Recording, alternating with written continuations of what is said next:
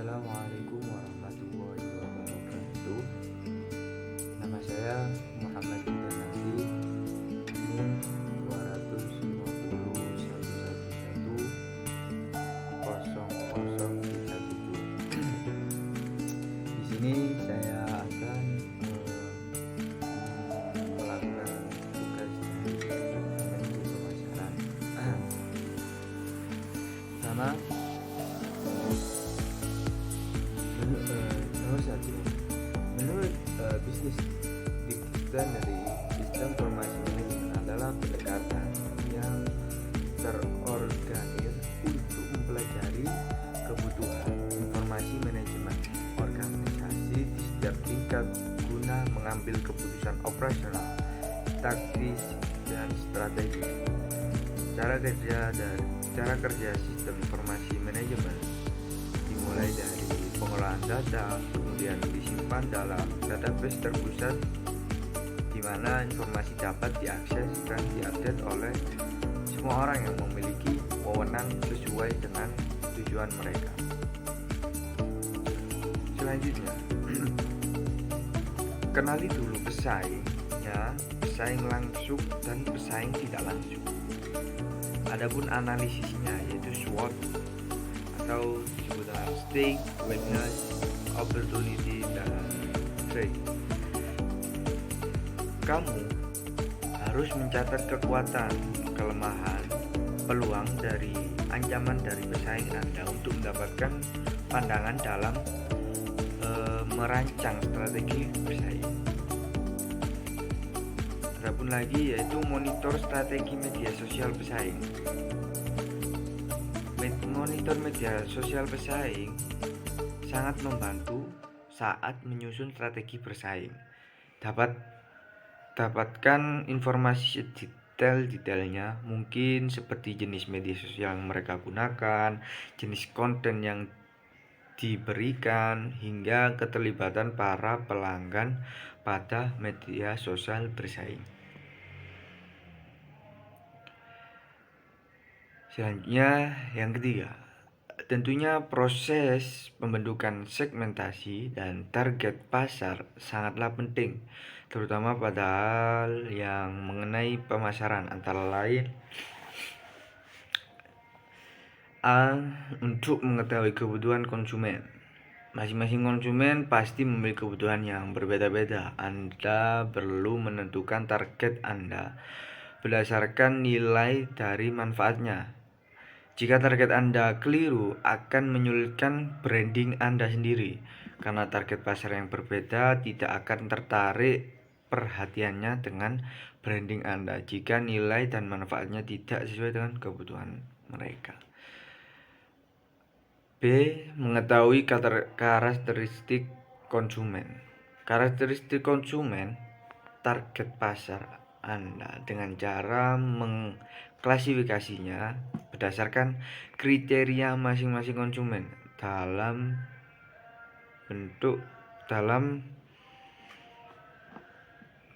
seperti konsumen potensial. Konsumen merupakan konsumen yang perlu Anda telusuri. Label potensial didapat karena adanya hubungan antara produk atau jasa yang Anda tawarkan di pasar dengan konsumen tersebut.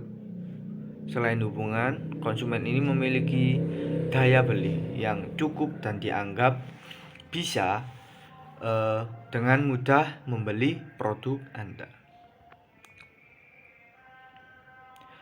Selanjutnya, konsumen baru. Di samping mempertahankan konsumen yang sudah ada, perusahaan juga perlu menambahkan konsumen baru agar meningkatkan penjualan, sehingga perlu Anda petakan konsumen-konsumen yang terlihat baru di pasar yang perlu Anda tuju. Konsumen loyal. Apa sih konsumen loyal? Konsumen loyal itu merupakan konsumen tetap Anda, di mana produk Anda selalu jadi pilihan ketimbang produk-produk lain.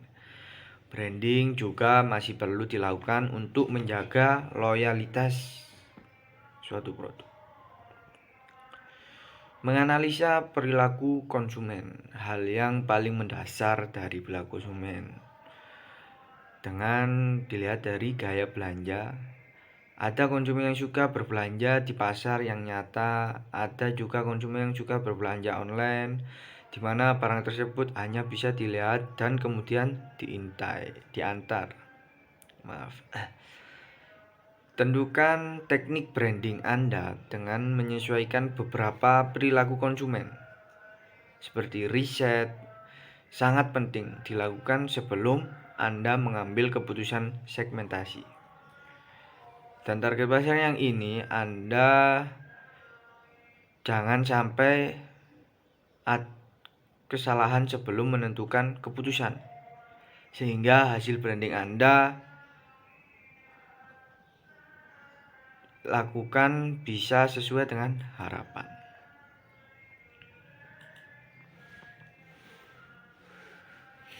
Contoh studi kasus pada proses segmentasi dan targeting rumah sakit Universitas Andalas atau Universitas UB atau yang lainnya. Hasil analisis multivariat berupa analisis klaster terbentuk kelompok klaster segmen psikografi, yaitu klaster peduli kuratif sebanyak 87 responden dan klaster peduli preventif sebanyak 16 responden.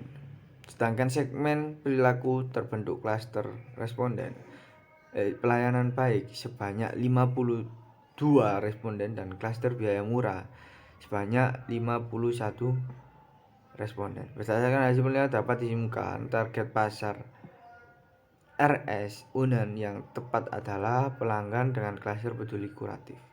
Jadi terlihat sekali bahwasanya urgensi dari segmentasi dan targeting pasar tentunya sangat penting bagi perusahaan seperti rumah sakit. Unad digunakan untuk menentukan target dan segmen mereka sehingga nanti bisnis mereka bisa berkembang pesat.